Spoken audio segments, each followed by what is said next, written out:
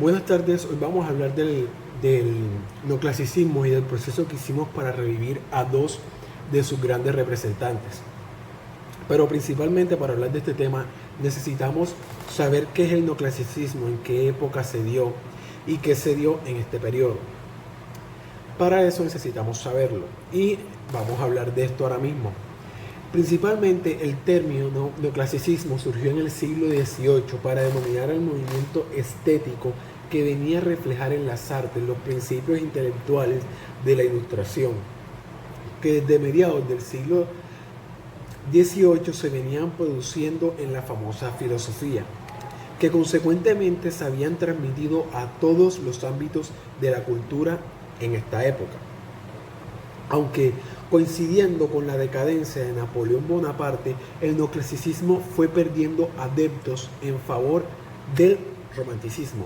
Esto quiere decir que se pudo dar un caso en el que ya no se daban tantas esculturas, tantas representaciones del neoclasicismo, sino que se vieron dando un nuevo movimiento, que era el romanticismo. Se puede denominar esto como una transición de periodo a periodo. También el neoclasicismo fue un movimiento artístico y literario que terminó hasta el siglo XIX, teniendo como base la renovación de los valores filosóficos y también estéticos de la antigüedad clásica y el culto a las razones, interpretados como modelos para la construcción de la modernidad.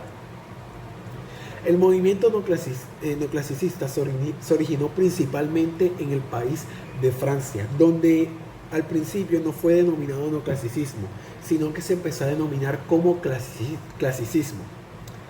Pero al pasar del tiempo ya tomó la denominación principal que tiene actualmente, que es de neoclasicismo. Desde allí se extendió a toda Europa y a diversos puntos de América, de la mano de la expansión de la Ilustración, clave filosófica del movimiento neoclasicismo en todas sus manifestaciones. Ya que sabemos qué es el neoclasicismo, qué sucedió en este periodo, podemos contarle el proceso que tuvimos que hacer para revivir a estas dos famosas figuras y a quién contratamos para hacer este proceso. En un segundo va a venir la persona que lo hizo y va a explicar este detenido. Buenas, yo fui el encargado de este proceso de resurrección para poder retratar a estos grandiosos escritores, pintores del tiempo del neoclasicismo.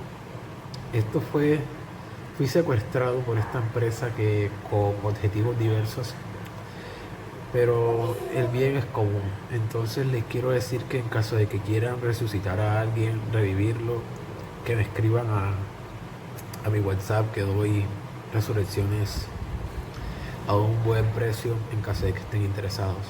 Muchísimas gracias y espero que les disfruten las presentaciones próximas que van a venir de Samadiego y David. Muchísimas gracias.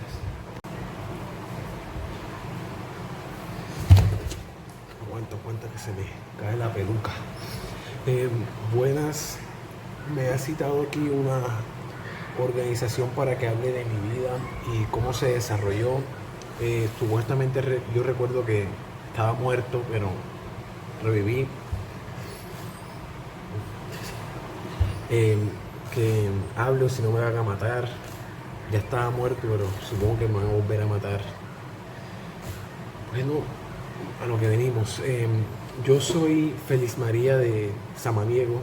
Nací en 1745 y recuerdo perfectamente en 1801 cuando se me iba al aire y morí.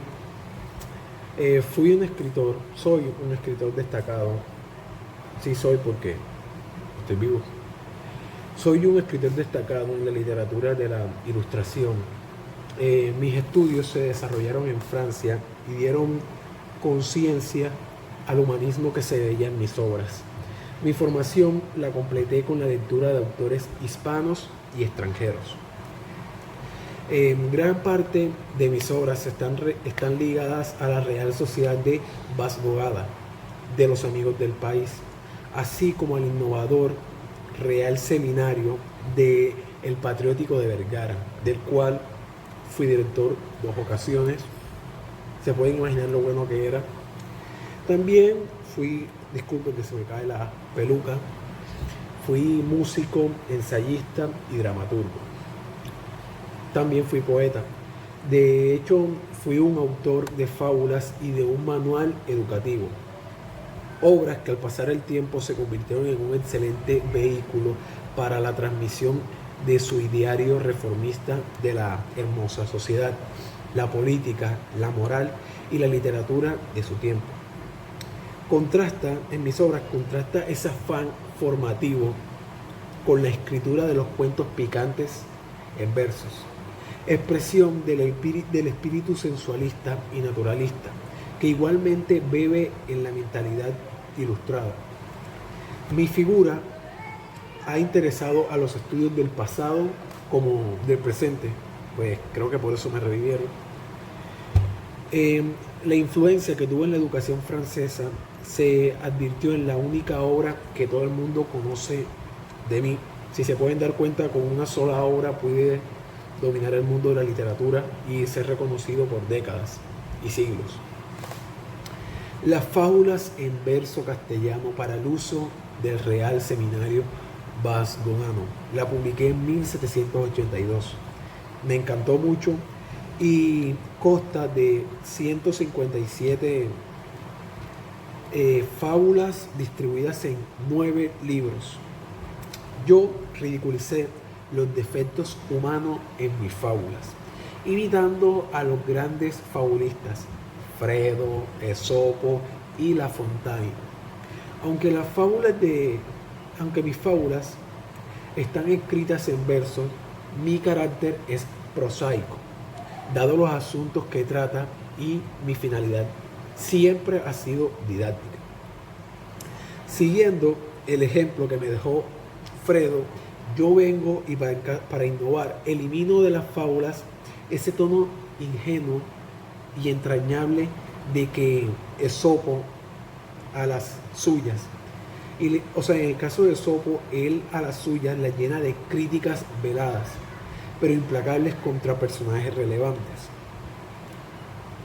hábitos sociales y actitudes políticas de dudosa integridad.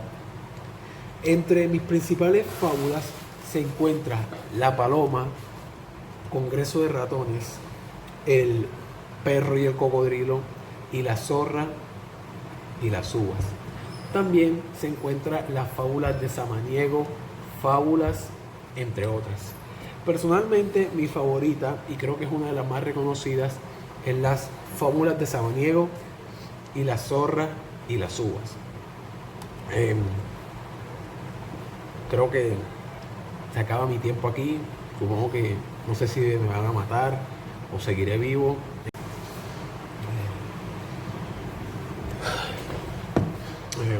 Buenas tardes. Creo que ya deben saber la rutina en la que estamos.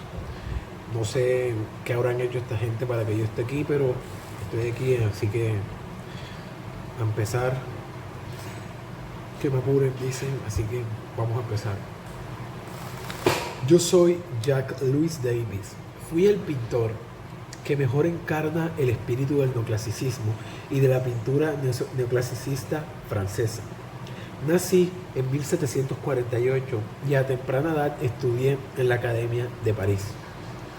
Mis viajes a Italia, donde hallé los restos de la grandiosa civilización romana antigua, fueron conformando los ideales hacia mi pintura. Mi vida estuvo vinculada a los avatares políticos de la época. Participé activamente en la Revolución Francesa, pero desgraciadamente la relación que llevaba con Robespierre me condujo a prisión, donde duré varios años. Salí de ella y gracias al reconocimiento que estaba ganando, me convertí en el retratista oficial de Napoleón Bonaparte. Tras la caída que este mismo tuvo, fui desterrado desgraciadamente a Bruselas. Yo ejercí con mis obras una grandiosa influencia en la pintura europea de la época. Mi escuela fue afamada y recibió pintores de todas las naciones, entre los cuales reconozco a los dos españoles José de Madrazo y Juan Antonio Rivera, los cuales son grandes pintores. Yo me formé en el taller de Bouchers, quien pronto descubrió la facilidad que se encontraba en mis lazos sobre el dibujo, razón por la que este mismo me encamina hacia el pintor bien. Ninguno de los dos tuvieron gran influencia en la formación que yo tuve, pero se los agradezco de todas maneras. Tuve un paso por Roma, el cual influyó directamente en mí gracias al conocimiento que tuve de las ruinas y de los grandes maestros italianos del siglo XVII. Cultivé la pintura del tema clásico, inspirada en los relieves grecorromanos, de los que copié la simetría, la falta de profundidad y la ordenación de las figuras paralelas. En el juramento de los Horacios, una de mis pinturas favoritas, la cual realicé en 1784, describí el juramento de 3 hermanos Horacios hacia adelante de su padre para luchar por Roma frente a los hermanos Cruciasos.